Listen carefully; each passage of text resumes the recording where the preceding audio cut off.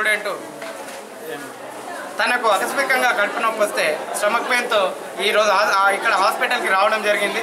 వీళ్ళు వెంటనే బాబు నీకు అపెండిక్స్ అని చెప్పేసి స్కానింగ్లు టెస్ట్లు అన్నీ కూడా నిర్వహించి నీకు వెంటనే సర్జరీ చేయాల్సిన అవసరం ఉందని చెప్తే ఇమీడియట్గా వాళ్ళ పేరెంట్స్కి ఇన్ఫార్మ్ చేస్తే వాళ్ళు కూడా సర్జరీకి అనుమతించి చేయమని వెంటనే చెప్పడంతో సర్జరీ అయితే చేసినారు. సర్జరీ చేసిన తర్వాత లోపల ఇంటెస్టైన్ ఏదైతే ఉందో దానికి బాగా గ్యాప్, అంటే దాన్ని కట్ చేయడం వల్ల వీళ్ళ పేరెంట్స్ ఈరోజు అంటే కట్ చేయడం వల్ల అది మళ్ళీ ఫెయిల్ అయిపోయి మళ్ళీ రెండోసారి కూడా సర్జరీ చేయడం జరిగింది. ఆ రెండోసారి కూడా మళ్ళీ ఆపరేషన్ ఫెయిల్ అవ్వడంతో మూడోసారికి వీళ్ళకి నమ్మకం లేక అంటే డాక్టర్లు ఏమన్నారంటే ఇంకా మేము చెప్పలేమమ్మా, మీరు ఎక్కడైనా బెటర్ ట్రీట్మెంట్ దొరికితే చేయించుకోండి, పేషెంట్ సిచ్యువేషన్ మేము చెప్పలేకుండా ఉన్నాం, 24 గంటలు మేము చెప్పలేకున్నాం అన్న సందర్భంలో వీళ్ళ తల్లి మరియు వాళ్ళ అన్న నకరేకల నుంచి వచ్చి వెంటనే నిమ్స్కి తరలించడం జరిగింది.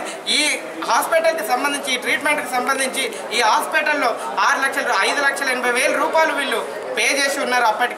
అప్పటికే ఒక్క రోజుకి 90 సెలైన్ల బాటిళ్ళు ఈరోజు వాళ్ళ పేరెంట్స్ చెప్తా ఉన్నారు. ఒక్క రోజుకు 90 సెలైన్ బాటిళ్ళు రోజుకు 10,000 15,000 మెడికల్ బిల్లులకి అయినాయి సార్. వీళ్ళు క్యూర్ అవుతుందని చెప్పి మాకు మళ్ళీ ఆఖరికి చివరిన చేతులు ఎత్తేసే పరిస్థితి వరకు తీసుకొస్తే మేము నీమ్స్కి వెళ్తే అక్కడ కూడా డాక్టర్లు ఒకటే మాట చెప్పినారు, దీనికి ఈ ఆపరేషన్కి ఎందుకు ఇంత చేయాల్సిన అవసరం లేదమ్మా, మీకు ఎక్కడ చేయించుకున్నారని చెప్పడంతో వాళ్ళు అసలు ఏం తోచలేని స్థితిలో ఆ ట్రీట్మెంట్కి కావాల్సిన కంప్లీట్గా వాళ్ళ ప్రాపర్టీ నమ్ముకొని దాదాపు 10 లక్షల రూపాయలు వీళ్ళు ఈ ఆపరేషన్కి పెట్టడం జరిగింది. ఈరోజు ప్రధాన డిమాండ్ మేము విద్యార్థి సంఘాలుగా తెలంగాణ స్టూడెంట్స్ యూనియన్గా ఒక విద్యార్థికి అన్యాయం జరిగితే మనం ఖచ్చితంగా ఈరోజుకు ఏదైతే పేషెంట్ సతీష్ ఉన్నాడో ఆ సతీష్కు కంప్లీట్ న్యాయం జరిగేంత వరకు పూర్తి శాస్త్ర చికిత్స వీళ్ళు చేతులు ఎత్తేసినప్పుడు బయట వేరే హాస్పిటల్లో కంప్లీట్ ట్రీట్మెంట్ ఇప్పించి వాళ్ళకు ఆ ఏదైతే అమౌంట్ ఉందో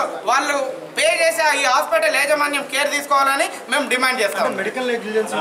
ఇందులో ఖచ్చితంగా మెడికల్ నెగ్లిజెన్సీ ఉంది అని మేము ఖచ్చితంగా భావిస్తూ ఉన్నాం. ఎందుకంటే వీళ్ళు ఒక్కసారి చేసినప్పుడే ఆ ఆపరేషన్ సరే ఫెయిల్ అంటే కొన్ని సందర్భాల్లో కొన్ని చికిత్సలు ఫెయిల్ అవ్వడం జరుగుతుండొచ్చు, కానీ రెండోసారి మూడోసారి జరిగిందంటే అది ఖచ్చితంగా డాక్టర్ల నిర్లక్ష్య వైఖరి అనే మేము డిమాండ్ చేస్తాం.